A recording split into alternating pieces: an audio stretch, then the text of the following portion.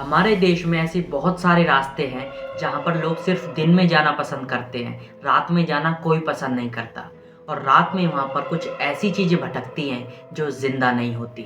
और वैसा ही एक रास्ता है मुंबई और नासिक के बीच में, जो कि 20 किलोमीटर लंबा घाट है।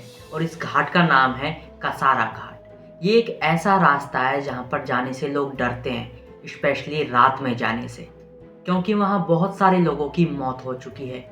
और उस घाट के बारे में ये भी कहा जाता है कि जब आप अपनी गाड़ी लेकर वहाँ से निकलोगे तो वहाँ पर आपको कोई भी नहीं दिखेगा। लाइक आपकी गाड़ी के आगे ना साइड में कोई भी आपको नहीं दिखेगा।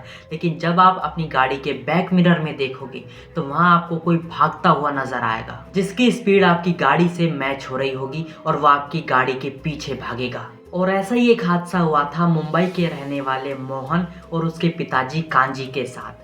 उनको मुंबई से नासिक जाना था और उनको ये पता ही नहीं था कि जो ये कसारा घाट है, यहाँ पर रात में जाना बहुत ज़्यादा मुश्किल हो जाता है, क्योंकि ये जो कसारा घाट है ये पहले तो 20 किलोमीटर लंबा है, ऊपर से ये हॉन्टेड भी है। तो चलिए एक डरावनी कहानी की शुरुआत करते हैं।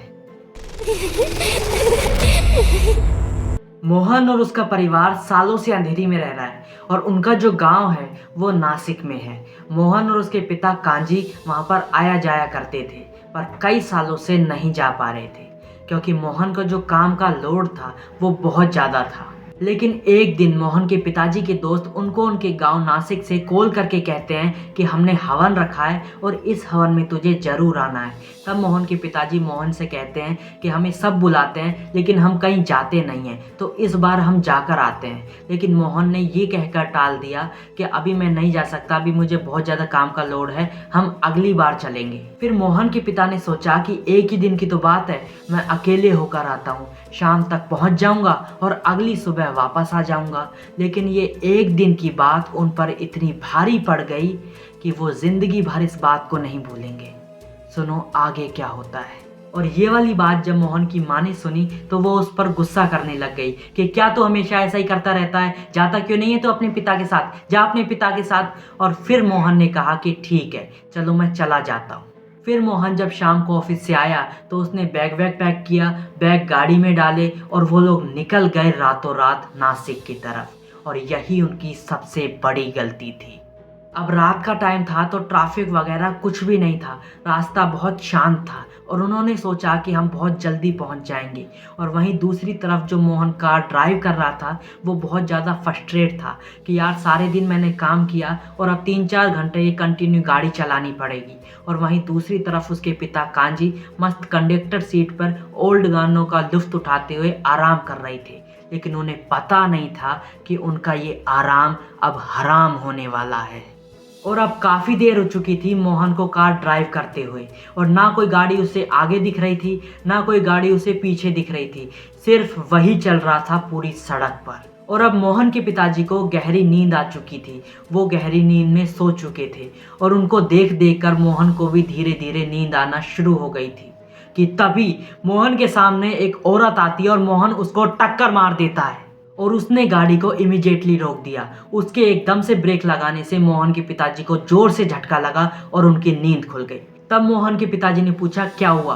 तब मोहन ने कहा कि मुझे थोड़ी सी नींद आ रही थी और उस चक्कर में एक औरत मेरी गाड़ी के सामने आई और मैंने उसे ठोक दिया। अभी वो जिंदा है कि नहीं ये तो मुझे नहीं पता, लेकिन मैं अभी उतर कर देखता हूँ। कि तभी मोहन के पिताजी ने उसका हाथ पकड़ लिया और उससे कहा कि बेटा इस घाट पर गाड़ी से बाहर मत जाना। तब मोहन ने कहा कि क्यों पापा, आप ऐसा क्यों बोल रहे हो।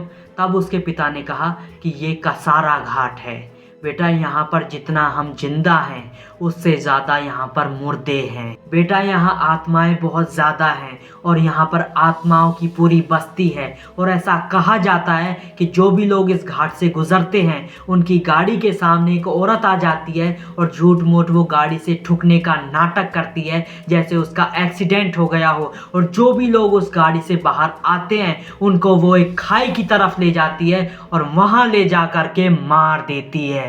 इसलिए मुझे सिर्फ इसी चीज़ का डर है कि तेरे साथ कुछ गलत ना हो जाए। और जब मोहन ये कहानी सुन ही रहा था कि तभी उसकी नज़र उसके बैक मिरर पर पड़ती है, जहाँ पर खून से सने हाथ खड़े होने की कोशिश कर रहे थे। तब मोहन ने बिना कुछ सोचे समझे उस गाड़ी का गेट खोला और वो उस गाड़ी के पीछे चला गया और उसके पिता भी उस गाड़ी से बाहर निकलकर उस गाड़ी के पीछे चले गए।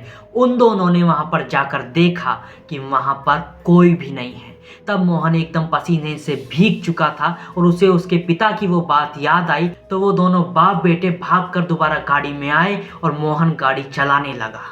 अभी उसके पिता ने कहा कि टेंशन मत ले, ये कसारा घाट अभी खत्म होने ही वाला है। और वो लोग मस्त बातें करते हुए जा ही रहे थे कि तभी मोहन ने फिर से किसी को ठोक दिया, लेकिन इस बार उसे कोई भी नहीं दिखा, ना आगे ना पीछे ना साइड में, और ना ही कोई खून के धब्बे थे। मोहन तुरंत अपनी गाड़ी से निकला और उसने सारे टायर्स देखे तो सारे टायर्स भी बिल्कुल ठीक थे। फिर मोहन ने सोचा कि मैंने आखिर ठोका किस चीज़ को है, कि तभी उसे साइड में बैठी एक औरत दिखी जो बहुत तेज रो रही थी। मोहन ने देखा कि ये तो वही औरत है जो कुछ किलोमीटर पहले मेरी गाड़ी से टकराई थी, लेकिन ये इतनी जल्दी यहाँ पर कैसे आ गई। मोहन उसे देखने के लिए जा ही रहा था कि तभी पीछे से कांजी ने आवाज दी कि तू चुपचाप आकर इस गाड़ी में बैठ जा। कांजी की ये बात सुनकर जब मोहन ने उनकी तरफ देखा तो उस औरत का भी ध्यान भटक गया और उसने जब अपना सर उठाया तो उसका सर ही नहीं था। She is a headless women. उसका सिर्फ धड़ था। उसका सर ना देखकर मोहन की रूह कांप गई। वो भागकर के गया, अपनी गाड़ी में बैठा और गाड़ी को फुल स्पीड में भगाकर उस घाट को पार करने लगा। तब जाकर मोहन और कांजी ने अपनी जान बचाई और कभी वो उस कसारा घाट की तरफ दोबारा नहीं मुड़े। तो अगर आपको इस कहानी ने डराया हो तो वीडियो को लाइक करना, चैनल पे नए हैं तो चैनल को सब्सक्राइब करना। मिलते हैं ऐसी और इंटरेस्टिंग सी हॉरर वीडियो के साथ, तब तक के लिए बाय।